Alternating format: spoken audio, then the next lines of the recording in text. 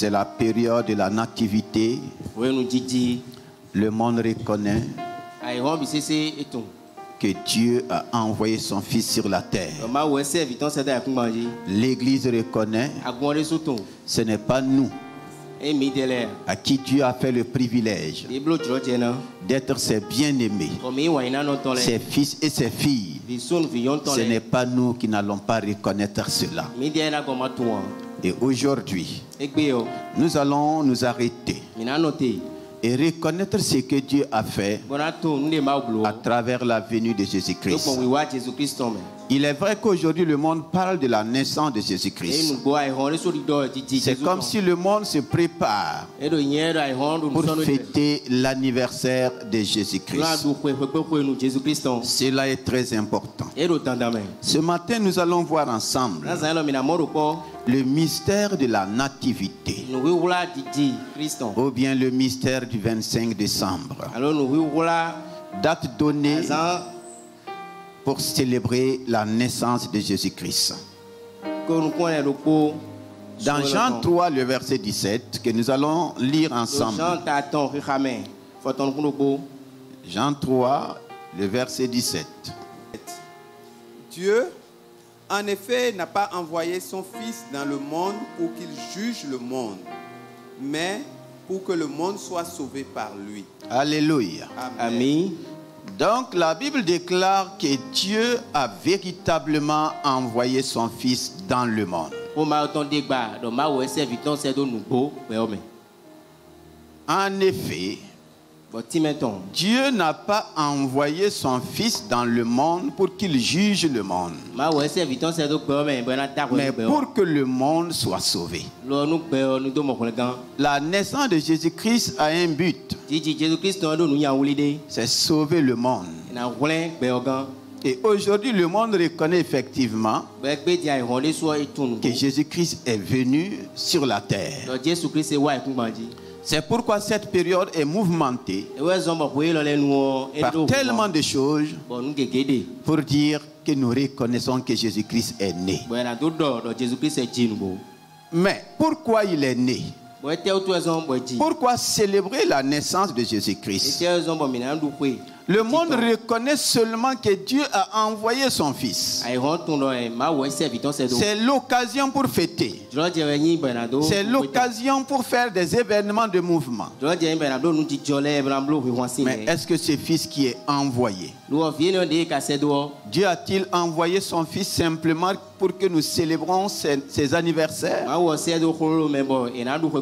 que cela soit seulement sujet d'anniversaire? Quel est le but de la venue de Jésus-Christ, de la naissance de Jésus-Christ? La période de la nativité, c'est pour nous amener encore à rafraîchir nos mémoires par rapport à la naissance de Jésus-Christ. Ce n'est pas un événement de plus. Ce n'est pas une fête de plus. Le Saint-Esprit veut qu'à chaque année, en traversant cette période que le monde appelle Noël, que nous comprenions le véritable sens de la nativité, de la naissance de Jésus-Christ. Donc la parole de Dieu dit, Dieu en effet n'a pas envoyé son Fils dans le monde pour qu'il juge le monde. Dieu précise, il a envoyé son Fils sur la terre dans le monde pour un but. Ce n'est pas pour juger, mais c'est pour sauver. Et quand Jésus-Christ est né, dans ma connaissance et à travers la Bible, il n'a pas mis l'accent sur ses anniversaires. Alléluia. Parce qu'il n'est pas venu pour ça. Il est venu pour sauver. Et il va consacrer sa vie à travailler pour le salut des hommes. Fêter son anniversaire était peu de choses pour lui. C'était peu important pour lui. Ce n'est pas que pendant qu'il était sur la terre, les gens ne fêtaient pas leur anniversaire, non. Fêter l'anniversaire était connu même au temps de Jésus-Christ. Et si vous vous rappelez, il y a un roi qui a fêté son anniversaire. C'est quel roi? Le roi Hérode. Et nous avons la révélation que sa fille a tellement dansé. Cela a plu au roi. Le roi lui a demandé de demander ce qu'elle veut. Et nous savons ce qui s'est passé. Elle a demandé la tête de Jean-Baptiste. Alléluia. Amen. Donc, les gens fêtaient leur anniversaire. Mais Jésus n'a pas mis l'accent sur ça. Et aujourd'hui, mettre l'accent sur la fête peut nous amener à passer à côté. Voici, Jésus est venu pour le salut du monde. Et quand on parle du monde, c'est par rapport aux hommes qui sont sur la terre. La Bible ne nous dit pas que Dieu a créé le monde. Le monde, c'est le système qui gouverne les hommes qui sont sur la terre. Et Jésus est venu dans ce système-là pour sauver les hommes. Voici le but de sa naissance. Maintenant, dans Jean 1, à partir du verset 6, le monde pour qui il est venu, quelle sera la réaction de ce monde? Jean 1, le verset 6 jusqu'au verset 13. Jusqu'au verset 13. Il eut un homme envoyé de Dieu. Son nom était Jean. Il vint pour servir de témoin, pour rendre témoignage à la lumière, afin que tous crussent par lui. Il n'était pas la lumière, mais il parut pour rendre témoignage à la lumière. Cette lumière était la véritable lumière qui, en venant dans le monde, éclaire tout homme. Elle était dans le monde et le monde a été fait par elle et le monde ne l'a point connue. Elle est venue chez les siens et les siens ne l'ont point reçue. Mais à tous ceux qui l'ont reçue, à ceux qui croient en son nom, elle a donné le pouvoir de devenir enfants de Dieu, lesquels sont nés, non du sang, ni de la volonté de la chair, ni de la volonté de l'homme, mais de Dieu. Alléluia. Amen. Mais de Dieu. La lumière qui est venue dans le monde avait pour but d'éclairer tout homme. Donc Jésus, la lumière qui est née sur la terre, qui est née dans le monde, est venu pour éclairer tout homme. Tout homme. C'est pour dire qu'il n'y a pas un seul homme sur la terre qui n'est pas affecté par les ténèbres. Tous les hommes, avant la venue de Jésus-Christ, étaient envahis par les ténèbres. Et quand nous parlons de ténèbres, ce n'est pas la nuit noire, non. C'est l'identité de celui-là même qui est quoi? Les ténèbres. Tous les hommes étaient affectés par l'identité du diable en personne. C'est ce que la Bible appelle les ténèbres. Il n'y a pas cette personne qui n'est pas affecté par les ténèbres. C'est pourquoi il est venu comme la lumière pour éclairer tout homme. Et même aujourd'hui, il n'y a pas un seul homme sur la terre qui n'a pas un point de ténèbres dans sa vie, qui n'a pas un point d'ombre dans sa vie. Donc la venue de Jésus-Christ, c'est pour résoudre tout ce qui est ténèbres dans la vie de tout homme. C'est pour éclairer tout homme. Si dans ma vie il y a ténèbres, Jésus est venu pour m'éclairer. Si dans ta vie il y a ténèbres, Jésus est venu pour t'éclairer. Si dans ta famille il y a ténèbres, Jésus est venu pour t'éclairer. Parce que les ténèbres se sont donné même un royaume. Et dit qu'il est venu pour nous délivrer du royaume des ténèbres. Maintenant qu'il est venu en tant que lumière, le monde pour qui il est venu éclairer, il dit que c'est lui-même qui a créé les hommes qui sont dans ce système appelé le monde.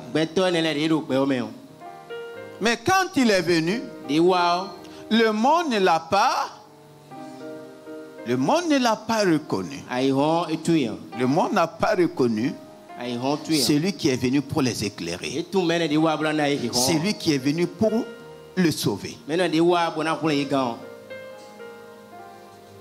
Si le monde ne l'a pas reconnu, est-ce que le monde peut fêter son anniversaire? Tu peux fêter l'anniversaire d'un inconnu? Ah. Cependant, aujourd'hui, en fait, l'anniversaire de quelqu'un qu'on ne connaît pas. Connaît son nom? On sait qu'il est venu sur la terre. Il y a tellement de mouvements autour de lui. On dit que le monde ne l'a pas connu. Il ne l'a pas connu.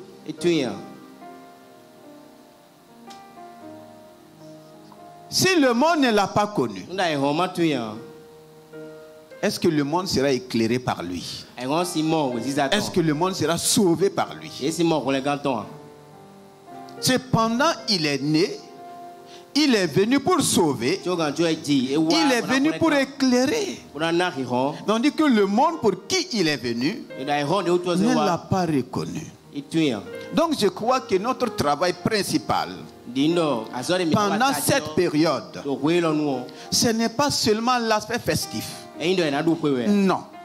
C'est faire de sorte que le monde qui n'avait pas connu le Sauveur qui est venu, qui n'avait pas connu la lumière qui est venue, notre rôle, c'est d'amener le monde à connaître maintenant ce Sauveur, à connaître cette lumière qui est venue pour l'éclairer. Maintenant, si nous ne faisons pas ainsi, si on se contente seulement de fêter l'anniversaire, la naissance de Jésus-Christ, fêter la naissance de Jésus-Christ ne sauve pas le monde. C'est pourquoi Dieu n'a pas fait cas. Dieu n'a pas dit qu'en fêtant l'anniversaire de Jésus-Christ, nous allons rentrer au paradis. Il n'a pas dit ça. Que nous fêtons l'anniversaire de Jésus-Christ ou que nous ne fêtons pas, cela ne change rien au salut. Ça ne fait même pas partie du salut. Et Jésus n'a pas mis l'accent sur ça. Lui-même, il n'a pas fêté son anniversaire. En tout cas, la Bible n'a pas mentionné. Maintenant, le monde aime utiliser toutes choses. Le monde est à la recherche des choses. Et quand le monde gagne, tout ce qui est créé sur la terre n'était pas habillé du monde. Non. Mais quand le monde gagne quelque chose, il va l'habiller de manière, de sorte que tu ne reconnaisses même pas la chose. Jésus qui est présent sur la terre par son esprit, est-ce qu'il se réjouit de la manière dont nous célébrons Noël? Est-ce qu'il se réjouit? Est-ce qu'il est content? Est-ce qu'il acclame les hommes parce qu'ils sont en train de célébrer sa naissance? Parce que le plus souvent, ça n'a rien à voir avec ce pourquoi il est venu sur la terre. Le monde ne l'a pas reconnu. Maintenant, ceux qui sont censés aussi le reconnaître, ils l'ont effectivement reconnu. Mais ils n'ont pas reçu. Il y a deux choses ici. Le monde ne l'a pas reconnu. Mais les siens qui étaient censés le reconnaître et qui l'ont même reconnu. Quand Jésus était né, c'est en Israël. Tout se passait en Israël. Pendant que Jésus était physiquement en Israël, le Bénin n'était même pas informé de ce qui se passait là-bas. Vous êtes d'accord avec moi? Vous êtes d'accord? Le Burkina à côté n'était même pas informé parce que la communication n'était pas comme aujourd'hui. Une chose peut se passer ici et tu vas mettre 100 ans pour l'entendre, pour être informé. Ce n'est pas comme aujourd'hui, l'information passe le plus vite possible. Si autant que Jésus était en Israël, si l'information passait vite, vous vous êtes rendu compte que les pays alentours ont bénéficié. Mais ceux qui étaient loin là n'ont pas eu l'information. C'est au fil du temps que l'information a commencé à se répandre. Mais là où Jésus est né, là où les gens même ont parlé, là où lui-même a affirmé, je suis fils de Dieu. La Bible dit qu'ils l'ont reconnu, mais ils ne l'ont pas reçu. Deux problèmes. Le monde ne l'a pas reconnu et on ne peut pas recevoir quelqu'un que tu ne reconnais pas. Et ceux qui l'ont reconnu, volontairement on dit non. Il n'est pas venu de la manière dont on l'attendait. Il n'est pas venu de la manière dont on ne peut pas le recevoir. Jésus est né au même moment que Jean le Baptiste. Pour moi, les Juifs allaient accepter que ce soit Élisabeth qui mettait au monde Jésus. Vous êtes là avec moi? Si c'était Élisabeth qui avait mis au monde Jésus et que Marie mettait au monde Jean-Baptiste, ils allaient faire quoi? Qui sait pourquoi?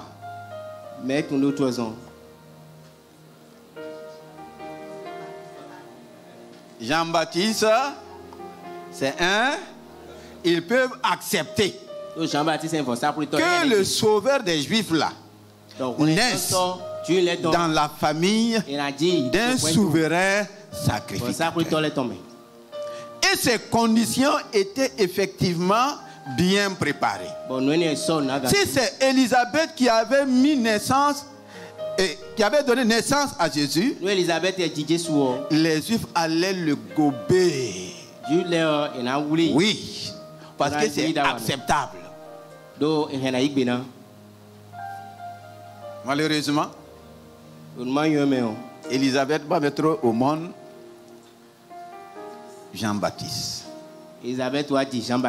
Marie qui était inconnue.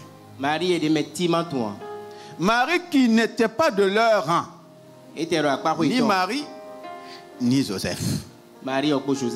Ils ne pouvaient pas accepter cela. Je me demande pourquoi ils ne pouvaient pas accepter.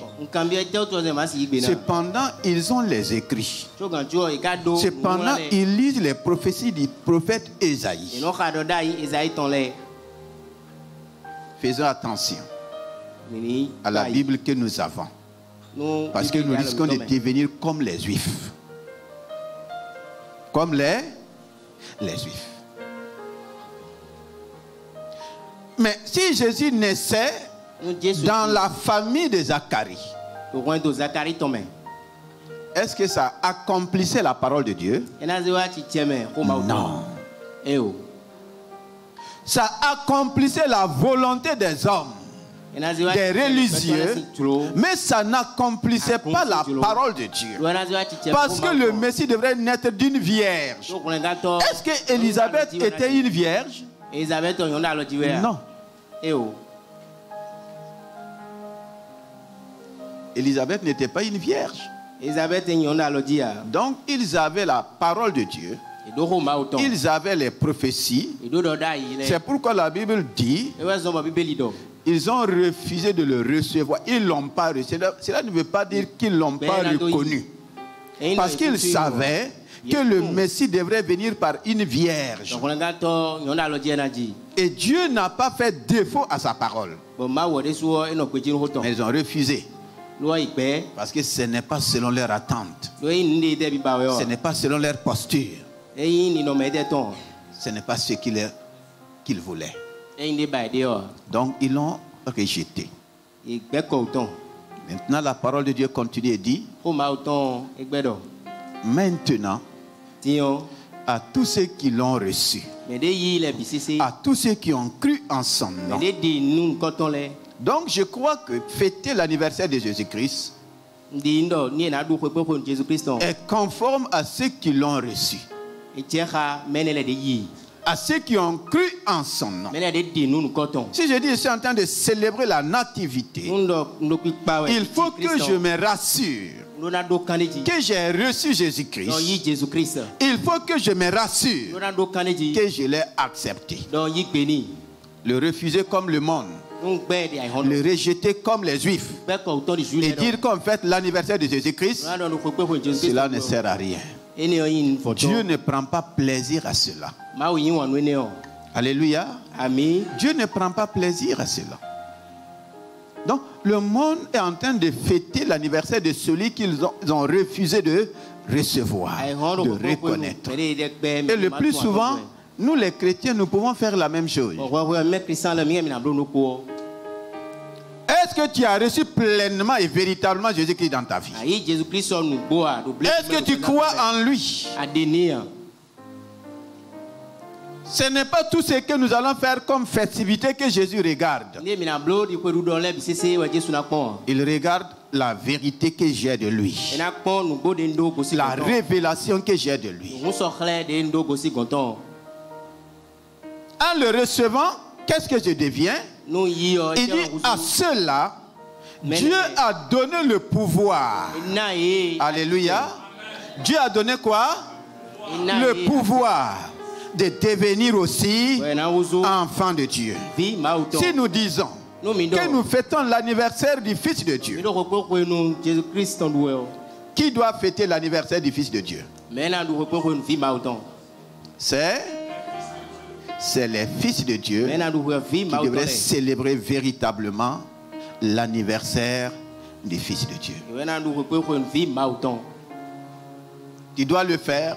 Je dois le faire si réellement nous l'avons reçu, nous avons cru en lui et que nous sommes devenus aussi quoi? Fils de Dieu. Je crois que c'est normal pour des frères et des sœurs de fêter l'anniversaire de leur frère ou de leur sœur. Ça incombe d'abord la famille avant d'inviter les autres. C'est d'abord l'affaire de la famille avant d'inviter les autres. Mais est-ce que c'est ce qui se passe? Quelle est notre réalité ce matin? Est-ce que nous fêtons cela comme le monde? Le monde a trouvé un moyen pour manger, pour boire. Et tout ce que le monde fait renie effectivement la naissance de Jésus-Christ. Il ne fête pas la naissance de Jésus-Christ parce qu'il est venu les sauver, ni parce qu'il est venu les éclairer, ni parce qu'il est venu les délivrer de la puissance des ténèbres. C'est autre chose. Le monde continue de dire on ne le reconnaît pas. Mais si c'est fêté là, on peut fêter. Mais on ne le reconnaît pas. C'est pourquoi le nom qu'ils ont donné s'assied à ce qu'ils font. Noël. Alléluia. Amen. Noël. Beaucoup ont dit Noël n'est pas dans la Bible. Oui, c'est vrai. Tu ne vas pas trouver le nom Noël dans la Bible. Mais Noël est venu de qui? Est-ce que Noël est venu au temps des apôtres de Jésus-Christ? Noël, est-ce que ça a commencé au temps des apôtres? Au temps des apôtres, il y avait Noël? Il n'y avait pas Noël. C'est pendant l'âge des ténèbres de l'église que Noël est entré dans l'église. Voyez, l'Église a connu 200 ans qu'on appelle l'âge des ténèbres de l'Église. Donc l'Église a traversé une période sombre avec la persécution. Les chrétiens étaient persécutés. Les chrétiens étaient livrés à la mort. La Bible était brûlée. On ne voulait plus voir trace de la Bible. On ne voulait plus voir trace des disciples de Jésus-Christ. C'est après cette période-là que Noël va rentrer. Donc c'est pour dire effectivement, Noël n'a pas été donné par les vrais apôtres de Jésus-Christ. Ce n'est pas la vraie église de Jésus-Christ qui a donné Noël. Non. C'est quand la puissance des ténèbres a pris en otage l'église. Ils ont commencé à dicter ce qu'ils veulent. Satan n'a rien créé. Mais tout ce que Dieu a créé là, lui il fait tout pour s'en accaparer. Il fait tout pour voler. Maintenant quand il vole, il va mettre quoi? Ses marques, son image. Il veut tout transformer. C'est à cette période que Noël est rentré. Noël a été imposé à l'église. Et ça a continué pendant des années. Jusqu'à ce qu'il y ait la révolte avec Luther. C'est lui qui va venir faire la fusion de ce que nous appelons aujourd'hui l'église évangélique. Mais ce n'était pas l'église évangélique en son temps. L'église a connu vraiment des périodes difficiles, des périodes sombres. Parce qu'à chaque fois, l'ennemi veut rentrer. L'ennemi veut troubler. Il veut changer les choses. Et tant que vous n'êtes pas dans l'esprit de Dieu, vous êtes obligé de suivre. C'est pourquoi aujourd'hui, Noël est rentré dans l'église. Mais l'histoire de l'église révèle que le 25 décembre était déjà connu dans le monde. Il y avait une fête dont la date aussi s'est passée le 25 décembre. En réalité, c'est la fête de cette divinité qu'on appelle le soleil. C'est ça qu'on va amener où? À l'église. Et on va masquer cela comme étant quoi? Comme étant la naissance de Jésus-Christ. Mais regardez tout ce qui se fait. Tout ce qu'on fait. On dit la naissance de Jésus-Christ. Mais pendant cette période, qui on présente? On présente qui? C'est Papa Noël qui est né.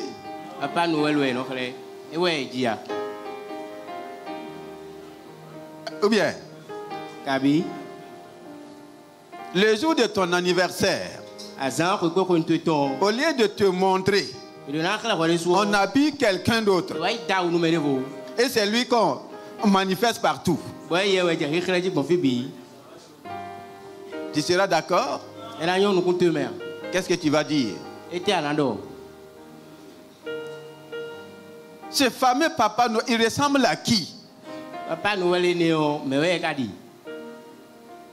Dites-moi à qui il ressemble. Il ressemble à qui?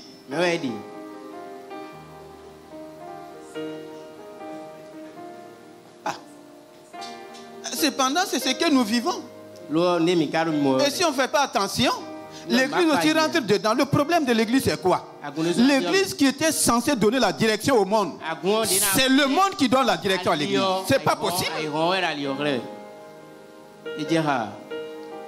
L'église qui est censée donner le modèle au monde, c'est le monde que l'église veut copier. Les disciples ont fait ça.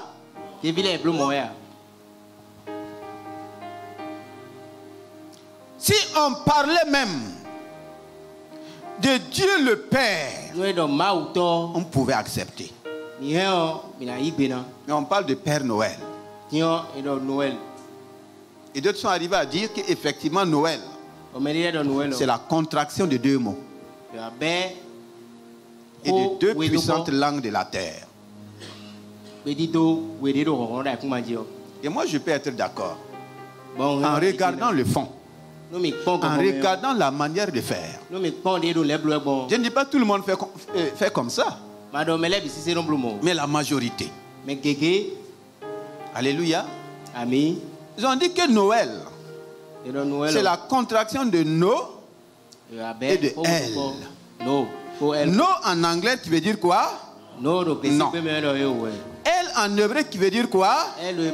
Dieu. Donc, qu'est-ce que le monde est en train de dire? Non à comme au commencement. Ils ne l'ont pas reconnu. Le monde continue de dire, nous ne le reconnaissons pas. On reconnaît qui? Papa? Papa Noël est né? C'est lui qui est né ou bien c'est Jésus qui est né? C'est Jésus qui est né. En plus de cela, on nous présente un arbre qu'on appelle quoi? Arbre de qui? Qu'est-ce que cela veut dire? Dans la Bible, il y a combien de sortes d'arbres que Dieu nous a révélés? L'arbre de vie. Et l'arbre de quoi? De la connaissance du bien et du mal. On nous ramène encore quoi? L'arbre de la connaissance du bien et du mal.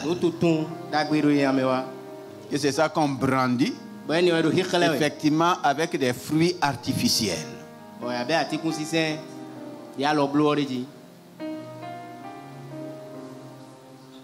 Tout se passe dans l'esprit. Ne regardons pas les choses seulement dans la forme. Tout se passe dans l'esprit. Et maintenant, l'événement est tourné vers les enfants. Les enfants qui captent rapidement les choses. Les enfants qui sont frappés par les images. Les enfants qui sont frappés par ce qui bouge. On leur montre qui? Papa Noël. Ils vont grandir avec Papa Noël. Comment voulez-vous que ces enfants-là grandissent et devenir des jeunes pour connaître Dieu le Père? Voici pourquoi la jeunesse est difficile à gagner à Christ. Ça a commencé depuis la base. On les a inculqué l'arbre de la connaissance du bien et du mal. Comment voulez-vous qu'ils connaissent l'arbre de la vie qui est Jésus-Christ? C'est ça le problème.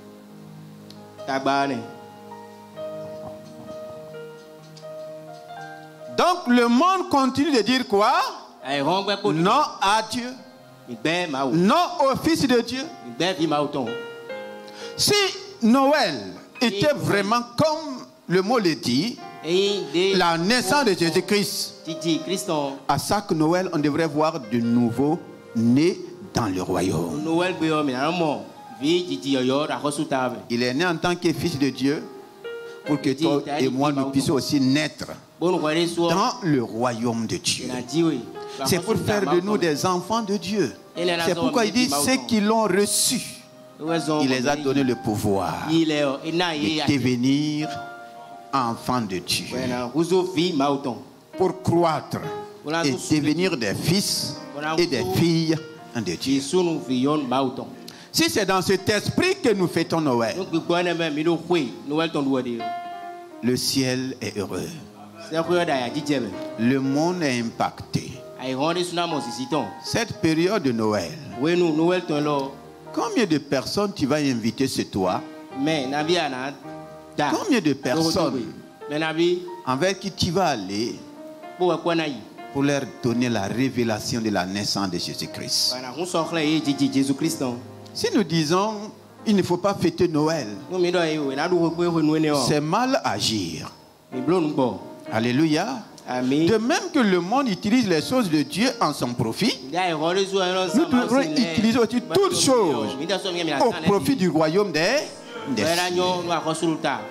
C'est un moyen d'évangélisation.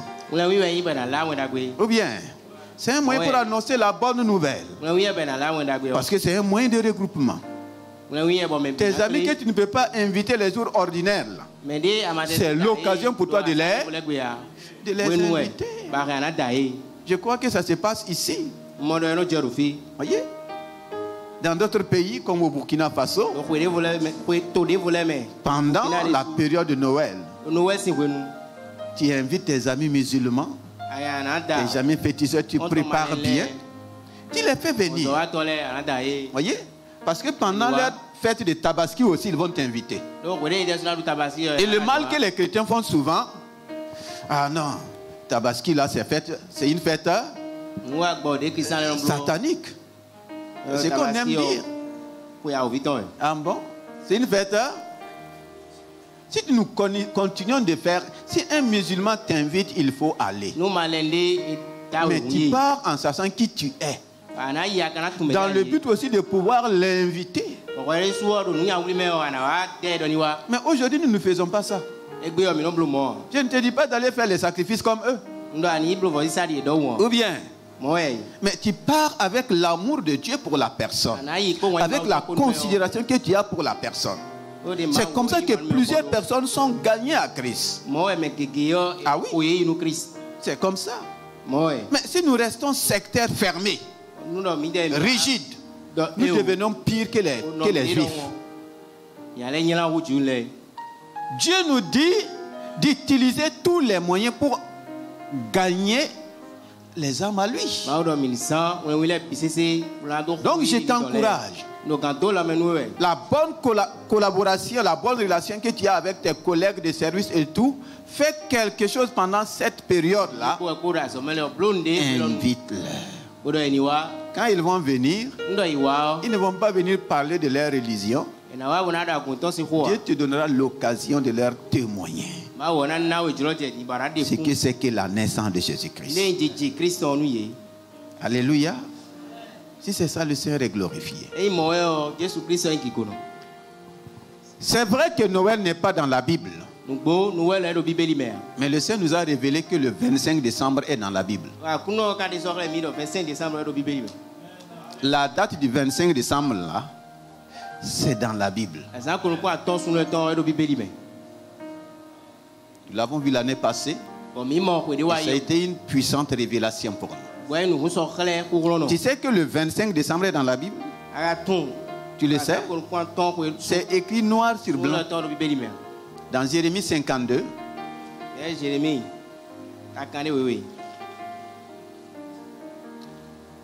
À partir du verset 31 à 34.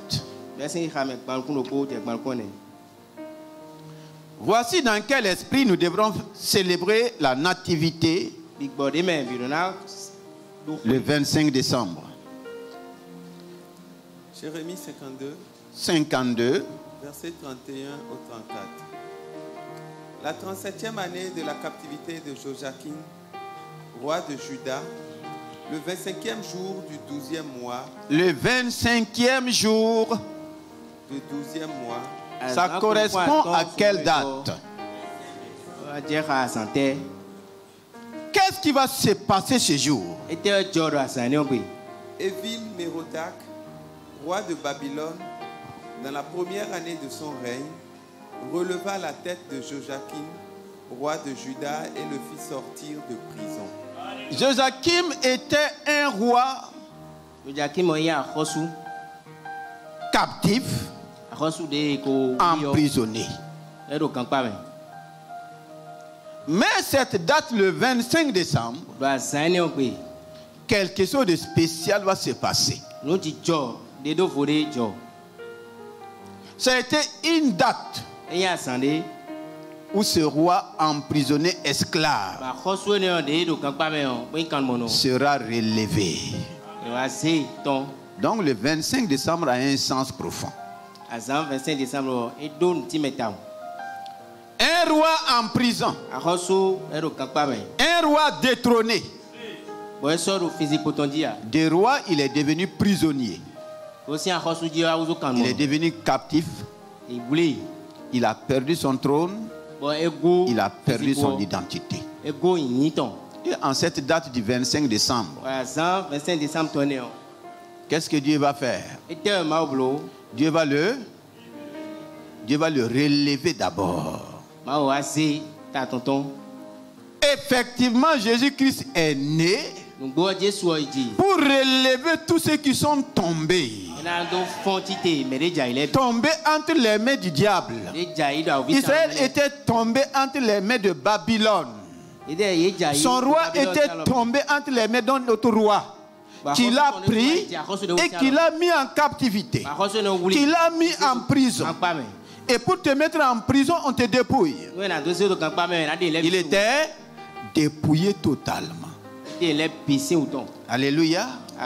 Jésus est né effectivement pour relever ceux qui sont tombés.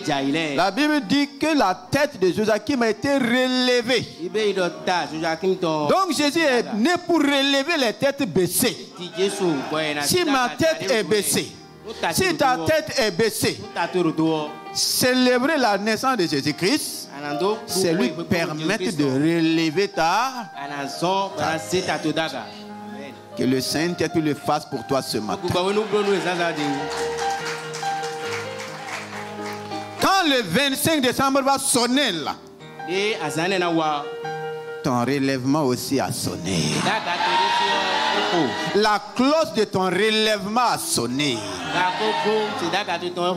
Voici des événements qui cassent d'autres événements. Est-ce qu'on peut avancer? Verset 32.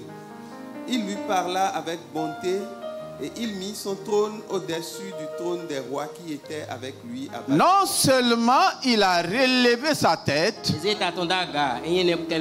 et il a fait sortir de prison. Il a fait sortir de prison. Jésus est né pour libérer les prisonniers. Le 25 décembre, c'est une date de libération. Mais on ne va jamais vous montrer cela ainsi. C'est une date de libération. Relèvement.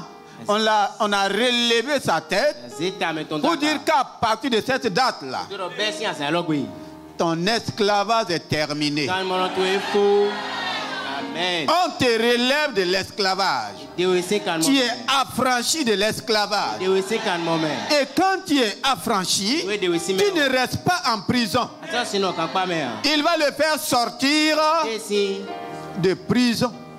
Et une fois que tu sors de prison, on doit restaurer ta bonté. Tout ce qui est bon qui était pour toi là, on doit restaurer tout cela. Ça s'est passé quand? Ça s'est passé quand? Le 25 décembre. Qu'il en soit ainsi pour toi.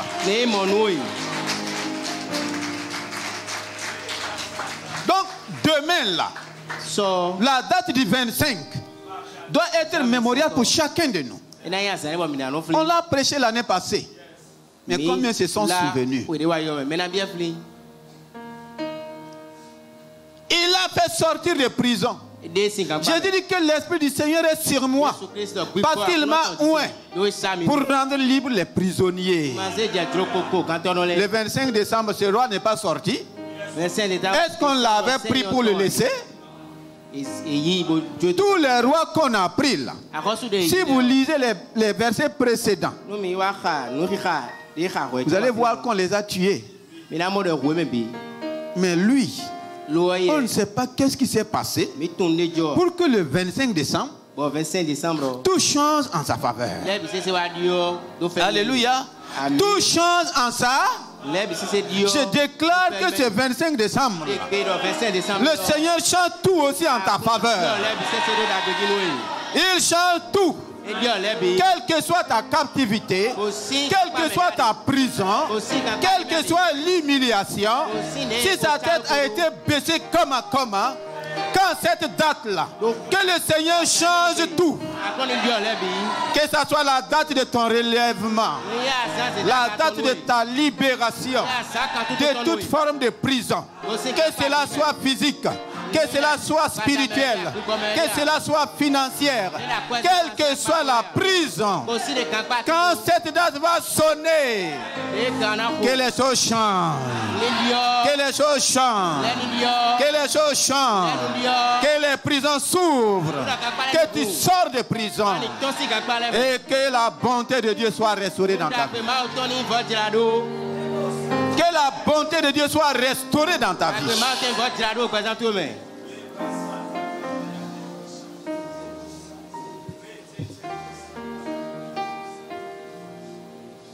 Le verset 32. Il lui parla avec bonté. Il lui parla avec bonté. Ça veut dire qu'on ne lui parlait pas avec. On lui parlait comment? Avec méchanceté. Des paroles de terreur.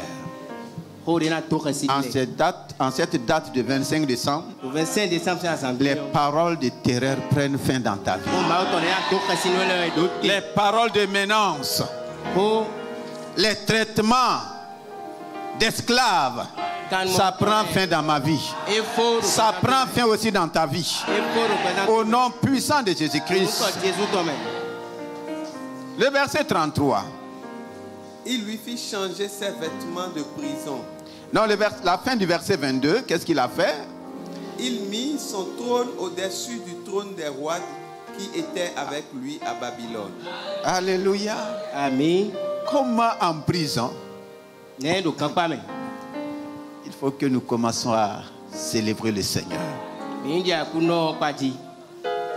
te prend en prison. Donc c'est un roi même en prison, il n'a pas renié son identité.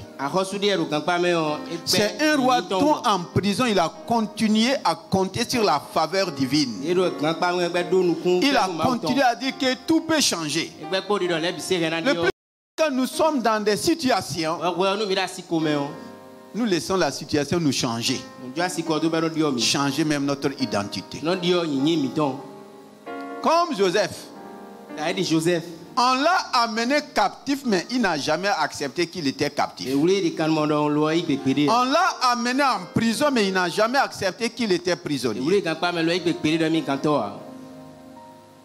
Effectivement, cela va porter dans sa vie.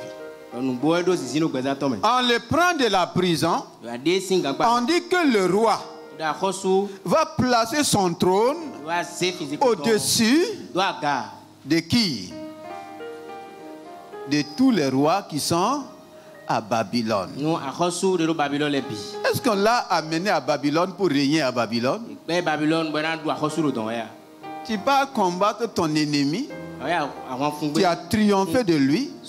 Tu l'amènes en prison. Et brusquement, tu le fais sortir. Tu ne le ramènes pas celui. Tu lui donnes un trône. Pas n'importe quel trône.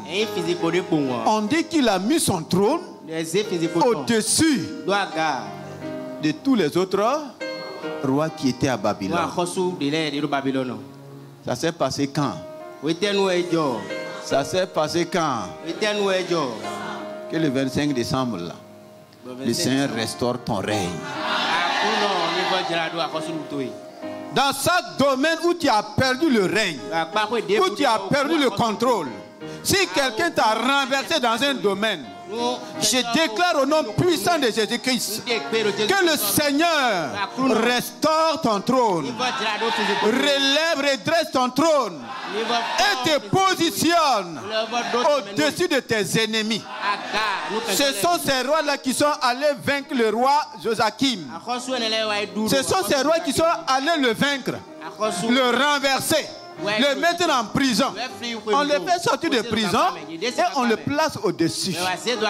Je veux que tu saisisses cette parole. Il y a des gens que Dieu va restaurer, repositionner plus haut que là où ils étaient. Ne pleure pas.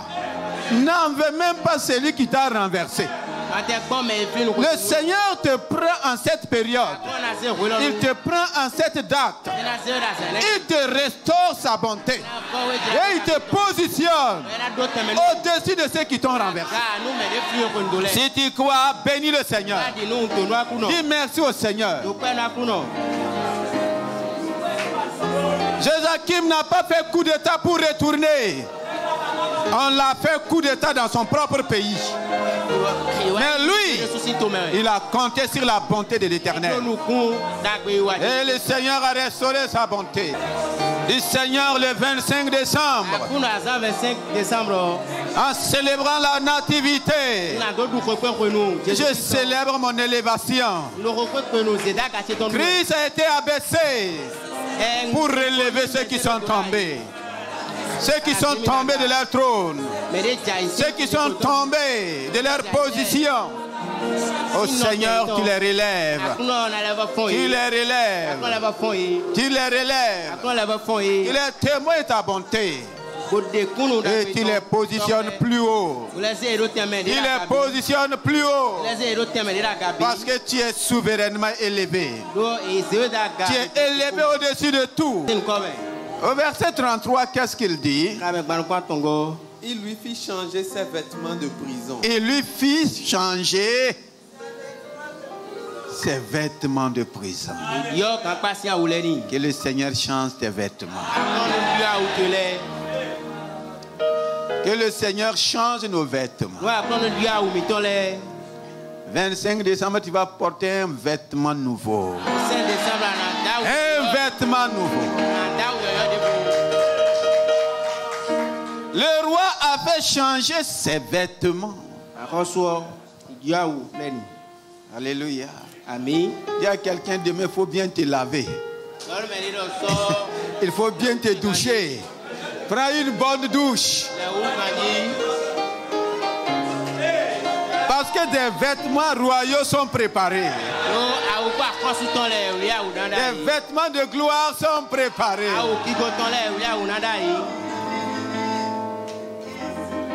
Alléluia. Amen. Prépare le meilleur parfum.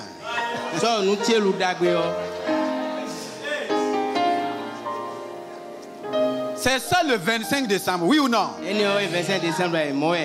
C'est ça le 25 décembre.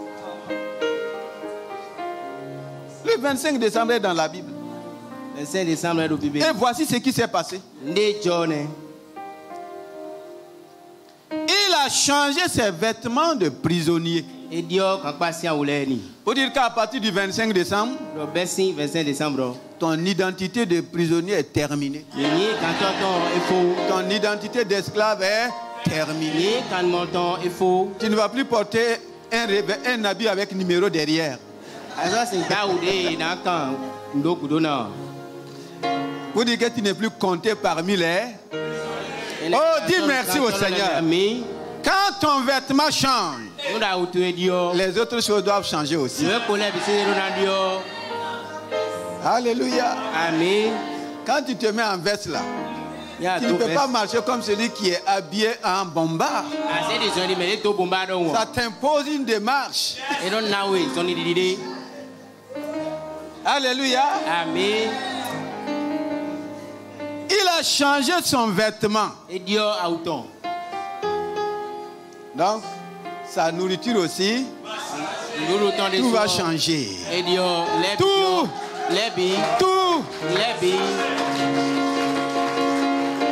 À partir du 25 décembre, ta ration, ta nourriture change. Tu vas manger ce que tu n'as jamais mangé. Tu vas manger à la table du roi. Le roi des rois nous invite à sa table.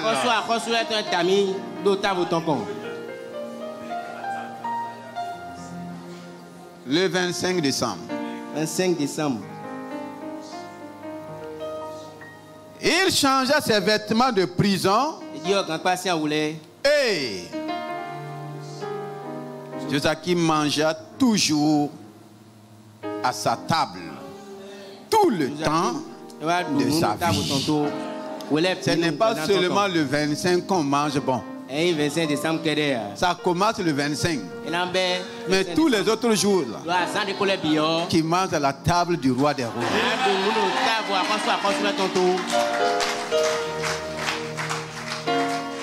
Le roi l'a accepté maintenant comme son fils. C'est normalement les princes du royaume qui doivent être établis sur les trônes du royaume. Vous êtes d'accord? On peut prendre un étranger pour l'établir sur le trône. Le roi l'a accepté comme... Est-ce que c'est possible? C'est des choses comme ça que Dieu révèle pour que nous puissions comprendre ce que lui, Dieu fait avec nous les hommes. Voici ce qui est impossible du point de vue humain.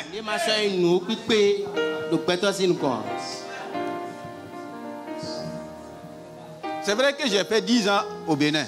Mais je peux aller m'asseoir sur le trône d'Abomey.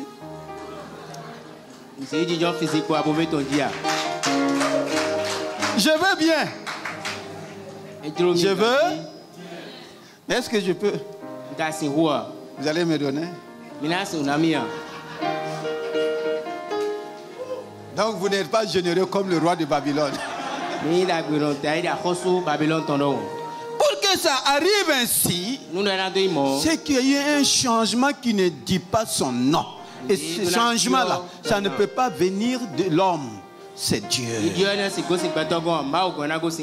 C'est Dieu.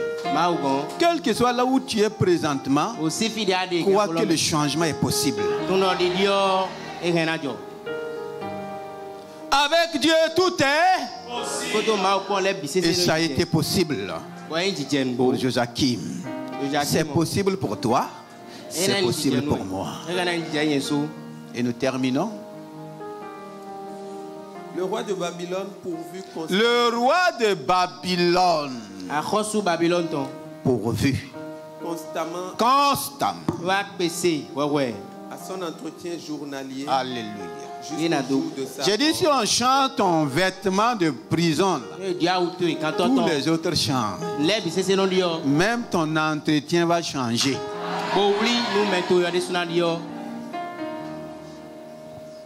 Il pourvu à son entretien constamment. Tous les jours, toutes les semaines, tous les mois, toutes les années jusqu'à sa mort. Voici ce qui s'est passé le 25 décembre selon Dieu. Mais le monde ne connaît pas ça. Toi qui as connu cela, je veux que tu élèves ta voix ce matin. Tu prends cette parole comme étant pour toi. Joachim n'est plus là sur la terre. S'il a bénéficié, je peux bénéficier. S'il a eu ce changement, je peux avoir ce changement. Noël, c'est une période de changement. La date choisie, c'est une date importante. C'est une date très très capitale. Élève ta voix du Seigneur. Oh, je te bénis ce matin. Je te loue ce matin pour ta parole. Selon que tu as reçu, je veux que tu commences à bénir le Seigneur. Ce n'est pas tard pour toi et pour moi. Le Seigneur sait ce que tu vis en cette période. Le Seigneur sait ce que tu traverses. Voici un roi qui était sur son trône, qui a été renversé. Il se peut que tu aies renversé de quelque chose. Ou bien quelque chose est renversé de ta vie. Oh, saisis cette parole et bénis le Seigneur. Dis avec toi, Seigneur, le changement est possible. Le changement est possible. Si ce matin ta tête est baissée, la honte est là, l'humiliation est là. Dis, Seigneur, à travers cette parole, tu relèves ma tête. Que tout ce qui est abaissé à moi soit relevé. Tout ce qui est abaissé dans ma famille soit relevé. Tout ce qui est abaissé dans ma vie soit relevé. Oui. Que ma renommée soit relevée. Que mes affaires soient relevées. Que ma carrière professionnelle soit relevée. Que mes études soient relevées. Que la douleur quitte leur corps. Dans le nom puissant de Jésus-Christ. Tu es en train de préparer ton peuple pour le conduire dans la nouvelle année. Que cette période de fête, que tout soit pourvu. Que personne ne manque sa provision. Parce que tu es capable de pourvoir aux besoins de tous tes enfants. Nos regards sont sur toi. Nos mains sont tendues vers toi. Tu es un Père qui ne faillit pas. Reçois la gloire et la louange dans le glorieux nom de Jésus-Christ. Je t'invite à acclamer le Seigneur.